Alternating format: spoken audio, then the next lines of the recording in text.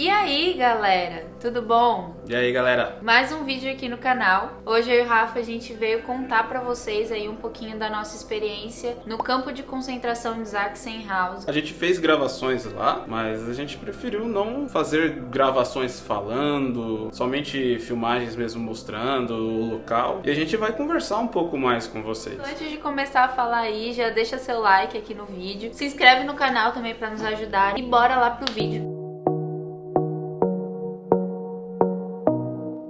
Antes de começar a falar como foi lá a nossa visita, a gente queria agradecer e indicar também para quem quer fazer esse tipo de visita ou qualquer outro passeio aqui em Berlim, a Cássia do Berlim VIP. Foi ela que guiou a nossa visita lá ao campo de concentração, nos ensinou aí muitas coisas. Ela fez o curso lá do campo mesmo, então ela tem ali um conhecimento bacana para passar pra gente e a gente vai compartilhar um pouquinho com vocês. Lembrando que esse vídeo a gente vai fazer para contar para vocês a nossa experiência e o que a gente achou e como foi na nossa visão. Não significa que é verdade absoluta, a gente vai compartilhar um pouco do que a gente aprendeu, mas a gente sabe que conforme foi passando o tempo, muitas informações se perderam aí, mas a gente quer passar a nossa visão para vocês. Sem contar também que durante o período nazista, os nazistas, para encobrir muitos crimes, eles queimaram muitos arquivos, fizeram queima de arquivos, então muitas informações podem não ser tão precisas assim. E para começar, queria perguntar pro Rafa como que você achava que seria a visita. Pra ser sincero, eu já tinha visto algumas coisas de Sachsenhausen. Eu achei que seria mais pesado, assim. Não tô falando que não foi pesado, assim, é história, aconteceram muitas atrocidades lá. Mas eu acho que pelo fato de muitas das construções de lá já estarem destruídas, eu acho que tira um pouco desse peso, assim. Fica mais a história e menos, acho que a realidade, sabe? Eu, particularmente, eu tentei fugir um pouco dessa visita, porque eu tinha na minha ideia que seria um ambiente totalmente pesado. Na minha cabeça, o campo de concentração e o campo de extermínio era a mesma coisa, eu não sabia que tinha essa diferença. Sim. E aí, antes da gente ir, a Cássia mandou um videozinho pra gente falando, olha... Fez um disclaimer, né? Ela já preparou a gente pro que a gente encontraria lá, mais ou menos, e foi o que me acalmou, porque ela falou que é diferente. Claro que lá teve mortes também, muitas mortes, mas não se compara como aconteceu no campo de extermínio. Mortes e monstruosidades. E aí, antes de ir, eu tava assim, muito nervosa, eu tava muito preocupada com como que eu ia me sentir lá, com o que eu ia me encontrar, porque é um assunto pesado, né? Mas a Cássia acalmou a gente, o ambiente lá, hoje em dia é um campo aberto, ainda é um ambiente bem pesado, né? Mas não foi tanto quanto eu achei que seria. A gente fez uma caminhadinha, né? Até chegar a Oranienburg. Fica uns 30 Fica uns minutos. 30 minutos, em torno de 20 quilômetros da cidade de Berlim. Não é longe. E assim, chegando lá, a gente vê aqueles muros. Pelo menos eu, por assistir muito filme de Segunda Guerra Mundial, vi o muro e vi uma torre de vigilância logo no começo. Eu já entrei na sensação de, caraca, esse lugar aconteceu coisas violentíssimas e pesadas. Eu, no momento, assim, acho que a primeira coisa que me veio é temor, sabe? Tipo, poxa, muitas vidas foram ceifadas. Né? Respeito pelo que aconteceu. Chegou meio que, caramba, já parece que não, mas é um baque, né? O que a gente fala, e até mesmo as coisas que a gente assiste em filme ou lê em livro, nada tem como comparar ou chegar perto da sensação de você ir lá e tentar imaginar, poxa, onde eu estava, se tal pessoa pisasse, ela seria morta. Simplesmente por ser, né? Os judeus mesmo, eles foram mortos simplesmente por ser. E a gente fala muito do judeu, mas teve também os deficientes, ciganos, os homossexuais. Foram mortas muitas pessoas simplesmente por existir, ser. Né? Por existir. Então imagina, tipo, você ter medo de ser, porque você poderia ser morto por isso. Sim. Então, realmente, quando a gente chega lá, é aquele silêncio ali que paira. Lugar gigantesco, foi muito bem arquitetado, teve um engenheiro, teve um arquiteto. Teve arquiteto e ele serviria de padrão para os outros campos de concentração. Eles usaram a inteligência deles pro ódio, pro mal, né? Pro ódio, pro que eles achavam que seria o certo. Porque eles arquitetaram tudo muito bem, assim.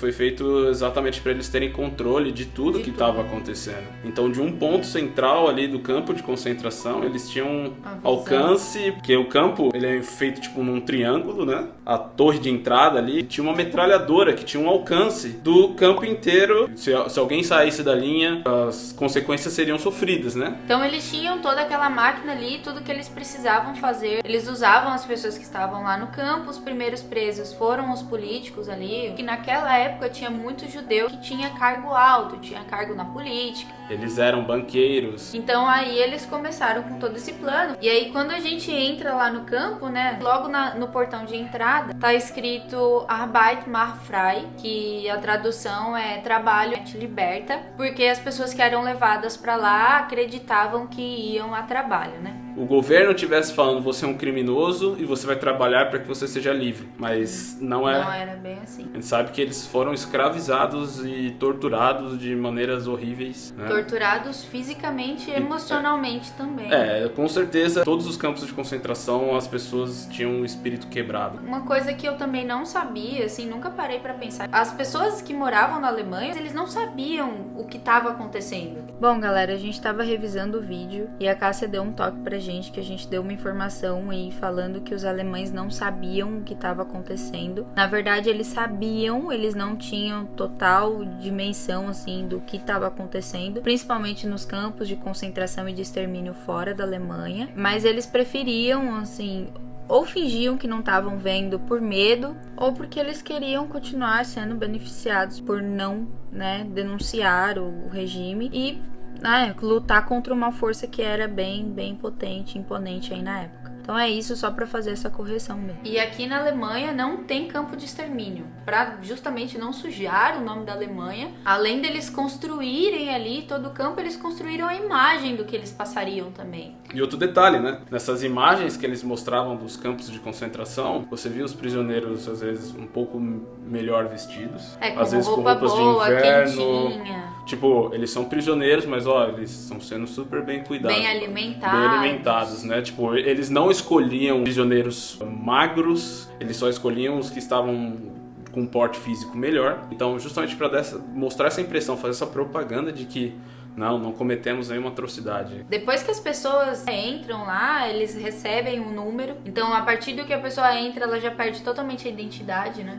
Cabeça raspada, numeração e os triângulos. A sua identidade, a sua origem era reduzida a um número e um triângulo. E 2 triângulos e algumas marcações. Já começa ali a mexer com o seu psicológico, porque, poxa, até ontem eu tinha uma vida, eu tinha uma casa, eu tinha uma família, agora eu não sei onde tá minha família, não tenho mais nada do que eu tinha e acabo de perder a minha identidade, porque eu não sou mais chamado pelo meu nome, então já começa a mexer ali, a ferir o seu psicológico a partir do momento que você entra, né? Pra mim, pelo menos, me pareceu muito importante foi quando a gente caminhou logo depois da Torre A, que foi a parte de zona da morte mesmo que tinha, que lá estava cheio de pedras, o arame farpado, tinha cerca elétrica. E que eles deixaram um trecho montado como era antigamente. Eu falei assim, cara, aqui é muito sangue derramado. Acho que a coisa que mais me marcou, assim, a gente foi pra lá, tava um dia muito frio. E aí, quando faz muito frio aqui, o pé dói. Acho que vai dar pra ver aí nas filmagens, eu tava de cachecol, tava de touca, tava com casaco pesado. E mesmo assim eu estava com frio. Ouvindo a Cássia falando ali, me veio na cabeça,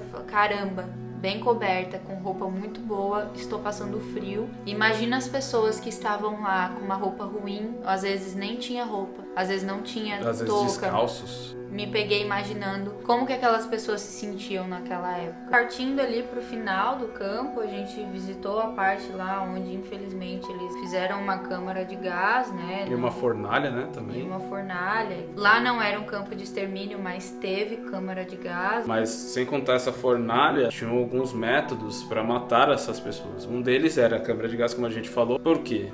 Era um método eficiente para eles, né? Então, eles conseguiam matar de uma maneira mais rápida e em grande quantidade. Mas, às vezes, também, alguns soldados nazistas estavam tendo problemas psicológicos pelo tanto de atrocidade que eles tinham que cometer. Eles fizeram até um jeito diferente de matar, que é como se fosse medir as pessoas. E eles colocavam uma pessoa de frente para como se fosse uma régua, mas logo ali atrás tinha uma pequena fresta e um um soldado do outro lado, com um espaço perfeito simplesmente para colocar a arma, um atirador colocar sua arma, apertar o gatilho e simplesmente dar um tiro na nuca sem causar sujeira com sangue, sem que o algoz tenha tanto empatia pela pessoa que ele assassinou e não afetar ele psicologicamente. Então eles estavam fazendo engenharia para causar o mal, maldade e o tanto de pensamento e uso de conhecimento e inteligência para fazer o mal. Assim. Inteligência que poderia ter sido usada aí para construir tantas coisas boas, infelizmente foi usada para o mal. E logo na entrada desse local tem uma frase escrita por um prisioneiro de Sachsenhausen que sobreviveu,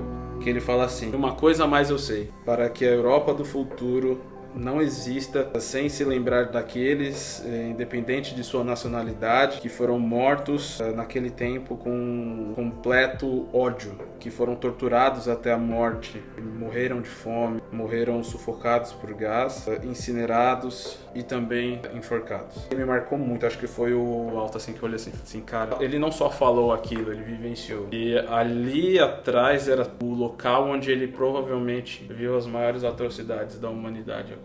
Se você tiver a oportunidade, vá com um guia, aprenda, sinta. Como eu falei, eu tava morrendo de medo, mas eu não me arrependo de ter ido. Vamos usar as informações e o acesso à informação que a gente tem para que esse tipo de coisa não volte a acontecer. É isso, se tiver a oportunidade de visitar a cidade de Berlim, é cheia de história também. E eu recomendo muito, recomendo a Cássia também, que foi uma querida com a gente, fez todo o tour aí. Aprendemos muito com ela. Aprendemos muito, vamos fazer outro tour com ela. Então a gente recomenda muito tanto o trabalho dela quanto a visita. Não é agradável, mas é história e isso precisa sim estar marcado em nossas vidas mesmo, assim, para saber que o ódio nunca pode prevalecer em hipótese alguma. E assim como lá na frente a gente vai contar a história da pandemia que a gente tá vivendo agora, eles contaram a história deles e o mínimo que a gente faz é ouvir e aprender e não fazer de novo. É isso, gente. Esse é o vídeo de hoje. A gente queria compartilhar um pouco da nossa experiência, um pouco das imagens que a gente gravou lá, pra vocês terem mais ou menos uma noção aí. Espero que vocês tenham gostado do vídeo. Se gostaram, deixa um like. Se inscreve no canal pra nos ajudar. E deixa um comentário aí embaixo do que você gostaria de saber. Às vezes tem alguma curiosidade que a gente pode ajudar. Ou sugestões de vídeo, deixa aí também. É isso, gente. Um beijo e até a próxima.